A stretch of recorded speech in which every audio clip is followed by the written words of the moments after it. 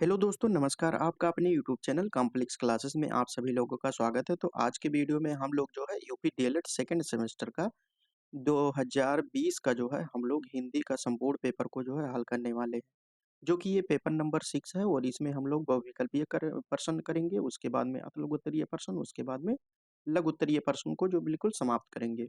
और इसका जो है आप लोग पीडीएफ प्राप्त करना चाहें तो आप लोग टेलीग्राम चैनल से जुड़ सकते हैं। उसका लिंक जो है डिस्क्रिप्शन बॉक्स में दिया हुआ है, वहाँ पे जाके आप लोग जुड़ सकते हैं। और अदर सब्जेक्ट का जो है प्रीवियस ईयर जो है देखना चाहते हैं तो सभी का जो है प्लेलिस्ट वहाँ पे बना हुआ है, आप लोग चैनल पर जाकर देख सकते हैं। ठीक है, लगभग पेपर जो है आप सभी लोगों का प्रीवियस ईयर संपूर्ण पेपर हल कर चुके हैं, कुछ ही पेपर जो है बचा हुआ है। तो हम लोग जो है इसके पहले 2016 का पेपर देखे थे, उसके बाद में 17 का देखे हैं। और आज के वीडियो में हम लोग जो है 2020 का पेपर सॉल्व करने वाले हैं, जो कि हिंदी का पेपर है। ठीक है, और अदर पेपर जो है आप लोग चैनल पर जाकर जो है देख सकते हैं। तो चलिए हम लोग देखते हैं और आप लोग लास्ट तक वीडियो में बने रहिएगा, एक एक करके जो है हम लोग इसको सॉल्व करते हैं। ठीक है, तो यहाँ पे जैसा कि आप देख रहे हैं, ये अगर पेपर की बात करें हिंदी हो गया। और इसमें जो पूर्णांक मिलता है आपको, पूर्णांक की अगर हम बात करें तो एक मिनट।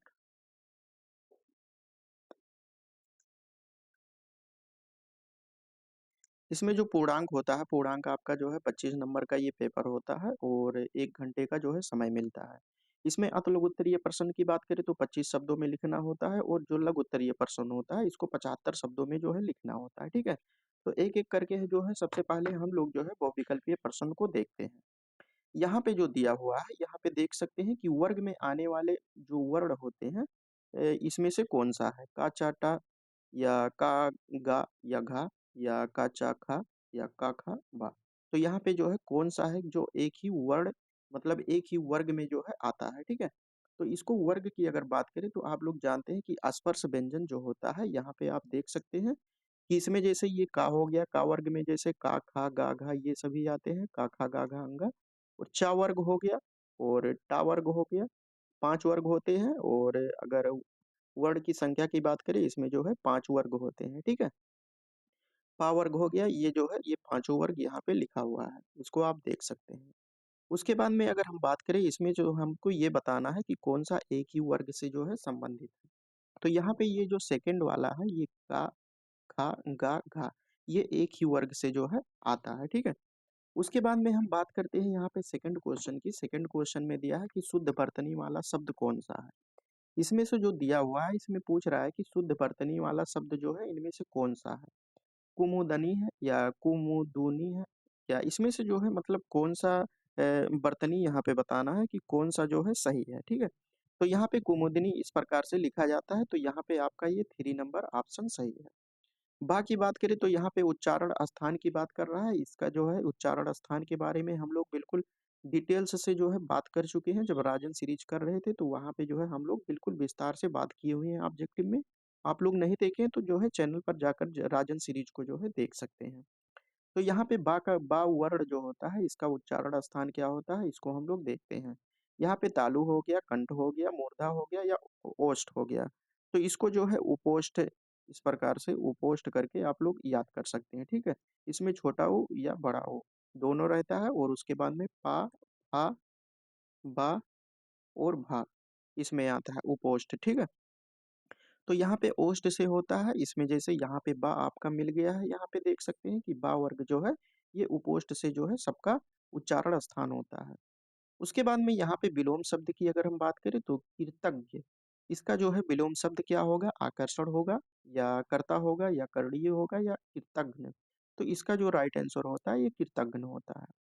5 नंबर में दिया है जो पहले कगेन हुआ हो, मतलब यहाँ पे है जो पहले कभी, इसको सही कर लीजिएगा। कभी हुआ हो के लिए एक शब्द क्या होगा, अद्भुत होगा, अभूतपूर्व होगा या अपूर्व होगा या अनुपम होगा। तो इसका जो राइट आंसर होगा ये अभूतपूर्व होगा। ठीक है, यहाँ पे देख सकते हैं ये वर्ग में आने वाले वर्ड, ये जिस प्रकार से हमने बताया उसका आंसर की ये हो गया पांचों क्वेश्चन का। तो यहाँ से जो है आप लोग देख सकते हैं। ठीक है, ये पीडीएफ आप सभी लोगों को टेलीग्राम चैनल पर जो है प्राप्त हो जाएगा। उसके बाद में हम लोग अब देखते हैं कि अतलग उत्तरीय प्रश्न, जो कि 25 शब्दों में ये लिखना होता है। तो तो यहाँ पे दिया है कि स्वर किसे कहते हैं, तो स्वर वह होती है जो स्वतंत्र रूप से बोली जाती है, इसमें किसी की आवश्यकता नहीं होती है, ठीक है? अगर व्यंजन की बात करें तो व्यंजन में जो है स्वर की सहायता से जो बोले जाते हैं उसे व्यंजन कहते हैं। इसमें जो है यहाँ पे देख सकते हैं कि स्वर वह ध्वनियाँ होती हैं जिन्हें मुख से जो है स्वतंत्र रूप से उच्चारित किया जाता है और जिनके उच्चारण में वायु को बिना किसी अवरोध के जो है बाहर निकलने दिया जाता है। इसमें जैसे हो गया छोटा, बड़ा, छोटी, बड़ी ये सभी जो है ये स्वर होते हैं। उसके बाद में यहाँ पे 7 नंबर में दिया है कि उसमें व्यंजन कितने होते हैं, तो उस व्यंजन यहाँ पे देख सकते हैं, ये 5 नहीं ये 4 होता है उस व्यंजन जो आपके सिलेबस के अकॉर्डिंग माना गया है। तो यहाँ पे देख सकते हैं तीनों सा और हा होता है, ठीक है? उसके बाद में हम यहाँ पे 8 नंबर की हम बात करते हैं अतीत एवं अभूत शब्द के जो है पर्यायवाची शब्द को लिखना है। तो अतीत की अगर बात करें तो आगंतुक इसे कहते हैं, पाहुना इसे कहते हैं, मेहमान हो गया, आगंतुक हो गया, उसके बाद में आगत हो गया, अभ्यागत या आगंतुका। ये सभी जो है अतीत के जो है ये सभी पर्यायवाची है, ठीक है? तो इसको याद कर लीजिएगा आप लोग। अभूत का पर्यायवाची अनसुना हो गया, अनदेखा हो गया, असंभव हो गया या अनहोनी, अलौकिक, अनुपम या अभूतपूर्व। ये सभी जो है ये अभूत का पर्यायवाची हमने देखा। उसके बाद में 9 नंबर की बात करते हैं, यहाँ पर दिया है कि जिसके समान कोई दूसरा ना हो, वाक्यांश के लिए जो है एक शब्द कौन-सा होगा? तो इसको कहते हैं अद्वितीय, ठीक है? यहाँ पे अगर कुछ महत्वपूर्ण वाक्यांशों की बात करें जो आपके एग्जाम में आ सकते हैं, तो यहाँ पे जो कभी पहले ना हुआ हो अभूतपूर्व और उसके बाद में जो बिना बुलाए आया हो उसे अतीत कहते हैं, जो सब जगह व्याप्त हो सर्वव्यापी और जिसका कोई अंत ना हो अनंत कहते हैं और जिसे माप ना किया जा सके अक्षम्य, ठीक है? जो जल्दी नष्ट हो जाए उसे कहते हैं नाशवान, जो आसानी से ना समझ में आए उसे दुर्बोध कहते हैं, ठीक है? तो यहाँ पे हमने देखा जी जो है यहाँ वाक्यांश कुछ महत्वपूर्ण वाक्यांशों के बारे में, उसके बाद में 10 नंबर में दिया है कि अंधों में काना राजा का आशय क्या होता है, ठीक है? तो यह कहावत तब प्रयोग की जाती है जब अयोग्य या कम योग्य व्यक्ति किसी समूह में जो है सर्वश्रेष्ठ माना जाता है, ठीक है? यानी सब लोग जो है अयोग्य हैं, उसमें जो है एक किसी एक को जो है एक व्यक्ति को सर्वश्रेष्ठ माना जाता है, क्योंकि अन्य उससे भी जो है अधिक अयोग्य होते हैं। उसके बाद में यहाँ पे लिखा है अनुलेख किसे कहते हैं? तो पत्र के अंत में लिखा गया कोई विशेष संदेश या टिप्पणी जो होता है, जो मुख्य विषय के बाद जोड़ा जाता है, उसी को अनुलेख कहते हैं। जैसे पीएस हो गया, आपका स्वास्थ्य कैसा है? अब हम देखते हैं लघु उत्तरीय प्रश्न। लघु उत्तरीय प्रश्न में दिया है कि व्यंजन किसे किसे कहते हैं और अंतस्थ व्यंजन के उदाहरण लिखिए। तो व्यंजन क्या होता है ये 2017 में भी आपके क्वेश्चन आ चुका है।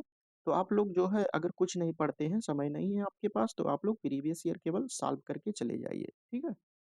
तो व्यंजन क्या होता है? तो व्यंजन वह ध्वनियाँ होती हैं जिनका उच्चारण स्वर की सहायता से होता है, ठीक है? इसका स्वतंत्र रूप से नहीं होता है। यहाँ पे यह स्वतंत्र रूप से नहीं बोले जा सकते हैं। अंतस्थ व्यंजन की बात करें तो अंतस्थ व्यंजन की संख्या 4 होती है। यहाँ पे या, रा, ला, वा ये अंतस्थ व्यंजन हो गया।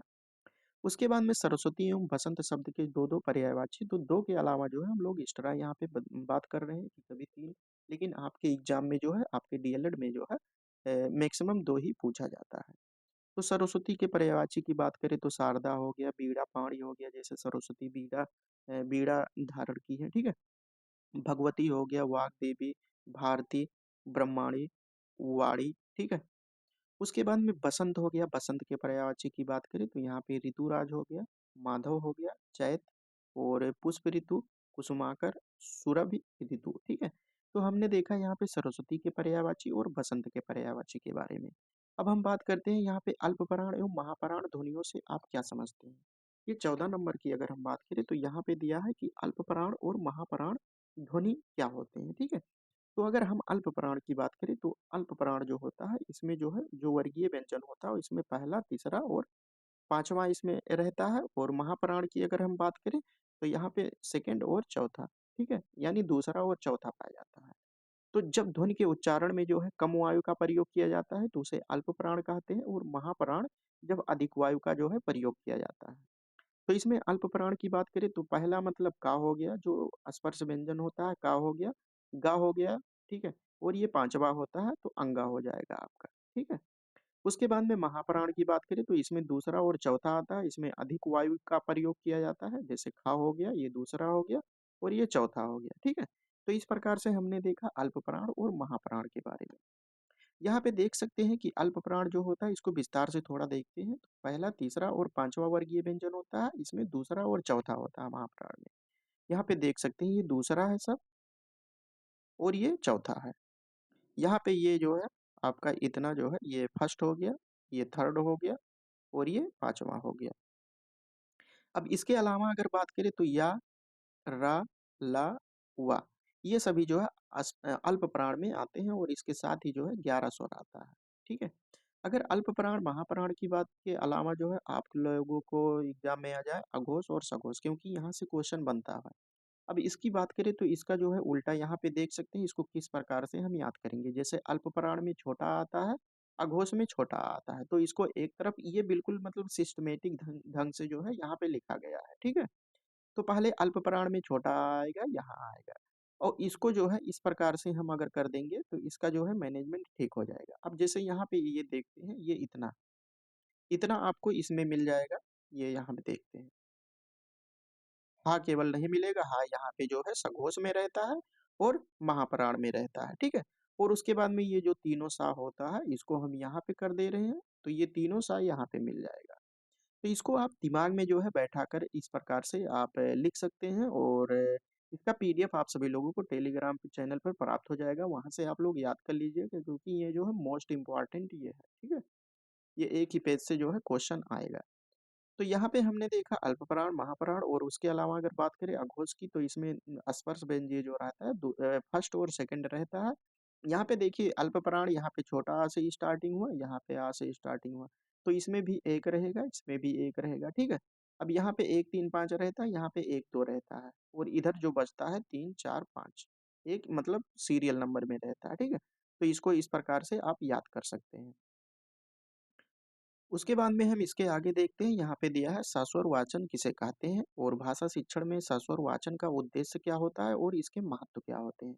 तो सस्वर वाचन होता है जब कोई पाठ या सामग्री आवाज के साथ जो है पढ़ी जाती है, तो उसी को जो है हम सस्वर वाचन कहते हैं। इसके उद्देश्य और महत्व की बात करें तो छात्रों को उच्चारण में सुधार होता है, और पाठ की स्पष्टता और समझ को जो है बढ़ावा मिलता है। आत्मविश्वास इसके द्वारा जो है विकास होता है, और सुनने और बोलने का कौशल भी इसके द्वारा जो है मजबूत होता है। उसके बाद में यहाँ पे पूर्ण विराम और विस्मयाद बोधक चिन्ह में क्या अंतर होता है। तो पूर्ण विराम क्या होता है इस प्रकार से, और विस्मयाद बोधक चिन्ह का प्रयोग जो है यहाँ पे ये साइन है। तो इसके बारे में हम लोग जो है 12 प्रकार के बारे में टोटल जो है जो विराम चिन्ह होते हैं सभी के बारे में बात कर चुके हैं इसके पहले के वीडियो में बिल्कुल विस्तार से। तो यहाँ पे केवल दो ही पूछा गया, पूर्ण विराम। तो पूर्ण विराम का जो है प्रयोग वाक्य के अंत में किया जाता है, जो वाक्य की समाप्ति को दर्शाता है। ठीक है। विस्मयाद बोधक इसका मतलब होता है कि जहाँ पे आशय, खुशी, दुख और अन्य गहरे भावों को जो है व्यक्त करने के लिए वाक्य के अंत में इसका प्रयोग किया जाता है। उसके बाद में हम देखते हैं, ये 17 नंबर में दिया है कि भाषा में विराम चिन्हों की आवश्यकता व महत्व बताइए। आवश्यकता क्यों होती है, ये रिपीटेड क्वेश्चन है। ठीक है। तो इसीलिए हम कहते हैं कि आप लोग प्रीवियस ईयर केवल कर लीजिए। ये मतलब कि ना सीरीज पढ़ने की आवश्यकता है ना क्लास करने की, केवल ये प्रीवियस ईयर आप लोग पे जोर दीजिए। ठीक है। तो यहाँ पे देख सकते हैं महत्व के बारे में बात करें तो वाक्य को जो है स्पष्ट और अर्थपूर्ण ये जो चिन्ह होता है बनाता है, और पाठक को सही ढंग से जो है अर्थ समझने में सहायता करता है, और विचारों की जो व्यवस्थित ढंग से जो है प्रस्तुत करने में भी ये सहायता करता है। जैसे अल्प विराम की बात करें तो वाक्य में छोटे छोटे ठहराव के लिए इसका बीच में प्रयोग किया जाता है। जैसे राम हो गया, यहाँ पे अल्प विराम हो गया, राम श्याम और मोहन खेल रहे हैं। तो यहाँ पे उदाहरण के बारे में बात करें, अब हम लोग देखते हैं 18 नंबर के। 18 नंबर में दिया है कि संयुक्त अक्षर छात्र ज्ञान। अभी तक हमने जो 2016 का पेपर, 2017 के पेपर और ये 2020 का पेपर है हम लोग कर रहे हैं। ठीक है। तो ये क्वेश्चन जो है बहुत ही इंपॉर्टेंट है, ये क्वेश्चन पूछा जाता है। कौन कौन सा क्वेश्चन, एक होता है संयुक्त व्यंजन। ठीक है। संयुक्त वर्ड पूछा जाता है, और उसके बाद में अंतस्थ व्यंजन की बात करता है, और उसके बाद में उस व्यंजन की बात करता है, तो ये सभी, और विराम चिन्ह की बात करता है। तो यहाँ से क्वेश्चन ये हमेशा हर पेपर में आपको देखने को मिलेगा। ठीक है। जैसे का हो गया, ये का और सा से मिलकर बनता है, तरा ता और रा से मिलकर बनता है। ठीक है। या जा, और यहाँ पे देख सकते हैं या के मिल से बनकर यहाँ पे बनता है। ठीक है। तो छात्र ज्ञा और एक सरा होता है। तो इस प्रकार से हम लोगों ने 2020 का जो है संपूर्ण पेपर को हल कर चुके हैं, और इसके अलावा जो है अन्य पेपर को आप लोग देखना चाहते हैं तो चैनल पर जाकर जो है देख सकते हैं। वहाँ पे जो है सभी लगभग सभी ईयर का पेपर आप सभी लोगों को मिल जाएगा और सभी सब्जेक्ट का मिल जाएगा, ठीक है? तो हमने इस वीडियो में 2020 का पेपर जो है कंप्लीट कर लिए हैं, इसके बाद हम लोग 2022 का पेपर देखेंगे और उसके बाद में 2023 का जो है संपूर्ण पेपर को हल करेंगे। और इसका पीडीएफ प्राप्त करना चाहें तो आप लोग टेलीग्राम चैनल से जुड़ सकते हैं, वहाँ पे आप सभी लोगों को इसका पीडीएफ आसानी से प्राप्त हो जाएगा। सोशल मीडिया से जुड़ना चाहें तो आप लोग जो है जुड़ सकते हैं। क्लास किस प्रकार से लगा आप लोग फीडबैक दे सकते हैं कमेंट बॉक्स में और वीडियो को जो है लाइक कर सकते हैं, शेयर कर सकते हैं और अभी तक जो लोग चैनल को सब्सक्राइब नहीं किए सब्सक्राइब कर सकते हैं। तो चलिए दोस्तों इसके आगे हम लोग 2022 का जो है प्रश्न पत्र हल करेंगे। तब तक के लिए जय हिंद, जय भारत।